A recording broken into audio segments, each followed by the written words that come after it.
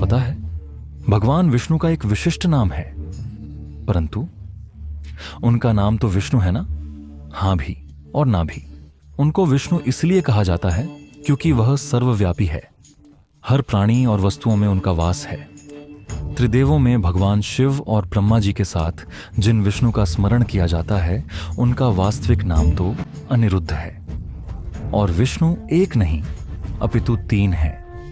तो फिर कौन है ये 3 विष्णुएं?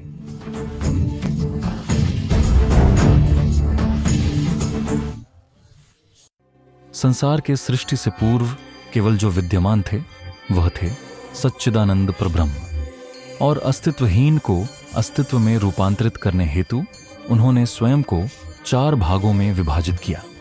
प्रत्येक भाग की उत्पत्ति उनसे पूर्व आने वाली भागों से हुई और प्रत्येक भाग को कहा गया व्यूह, और इन 4 भागों को एक साथ कहा गया चतुर्व्यूह।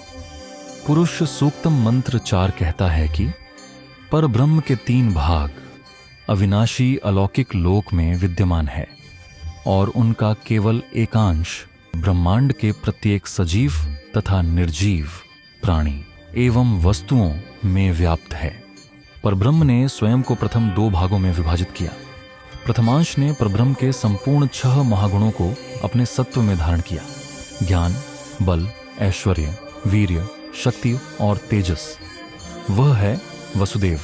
उनका अतिब्रह्मांडीय तेज इतना द्युतिपूर्ण है कि अस्तित्व में विद्यमान सभी सत्व उनके प्रकाश में परिगृहीत है, और अपने निराकार रूप में वह सभी दिशाओं में अपरिमित व्याप्त है।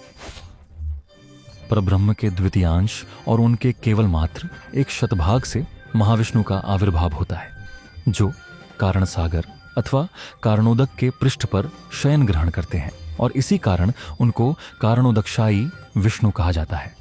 महाविष्णु को परिवेष्टित करती है महत्तत्व, जो उनके स्वप्न से उद्भवित होता है, और वह परब्रह्म के 2 महागुणों को धारण करते हैं, ज्ञान और बल। उनके ज्ञान द्वारा हर एक निश्वास के साथ महाविष्णु के नासिका तथा प्रत्येक रोमकूप से प्रत्येक ब्रह्मांड के सृजन के लिए एक बीजाक्षर निसर्गित होता है। उसके उपरांत वह बीजाक्षर महत्तत्व के एक आस्तरण से आवृत होता है, जो अंततः उस ब्रह्मांड के आवरणों में विकसित होता है। महाविष्णु के दूसरे महागुण उनके बल से वह इन सभी ब्रह्मांडों के बीजाक्षरों को सक्रिय करते हैं तथा बहुलोकों का सृजन करते हैं। सभी ब्रह्मांडे अपने आवरणों से भौतिक तत्वों का प्रयोग करके विकसित होती हैं। संकर्षण ने एक शतभाग को असीमित विभक्त कर प्रत्येक ब्रह्मांड में आविर्भूत होते हैं प्रद्युम्न के रूप में। उसके उपरांत प्रद्युम्न प्रत्येक ब्रह्मांड में गर्भोदक महासागर का निर्माण करते हैं, जो उस ब्रह्मांड को अर्ध सीमा तक पूर्ण करता है। इन विष्णु के पास परब्रह्म के 2 महागुण होते हैं, ऐश्वर्य और वीर्य। ब्रह्मांड उस समय सभी दिशाओं में रश्मि रहित था, और इसीलिए अपने ऐश्वर्य से प्रद्युम्न विष्णु ने बहुल फणों वाले नाग शेष का निर्माण किया। शेष के प्रत्येक फणों में एक द्युतिपूर्ण मणि था, और इस प्रकार गर्भोदक प्रज्वलित हुआ। गर्भोदक के पृष्ठ पर शेष की शैया पे प्रद्युम्न विष्णु ने शयन ग्रहण किया, और इस कारण वह कहलाए गर्भोदकशायी विष्णु।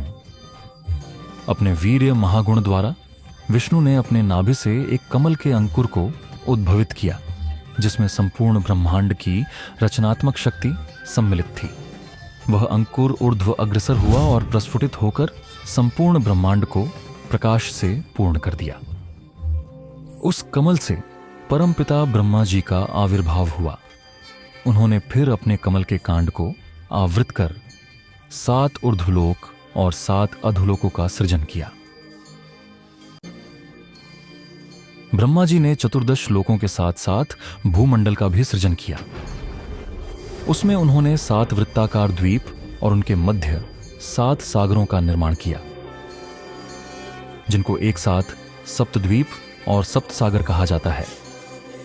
7 सागरों में पंचम सागर दुग्ध के सागर को क्षीर सागर कहा जाता है। पुनः अपने एक शतभाग से प्रद्युम्न विष्णु क्षीर सागर में अनिरुद्ध विष्णु के रूप में अवतरित होते हैं, ये विष्णु क्षीर सागर अथवा क्षीरोदक में बहुल फणों वाले नाग कश्यप पुत्र अनंत शेष की शैया पे शयन ग्रहण करते हैं और इस कारणवश उन्हें कहा जाता है क्षीरोदकशायी विष्णु। अनिरुद्ध विष्णु के पास परब्रह्म के शेष दो महागुण होते हैं, शक्ति और तेजस।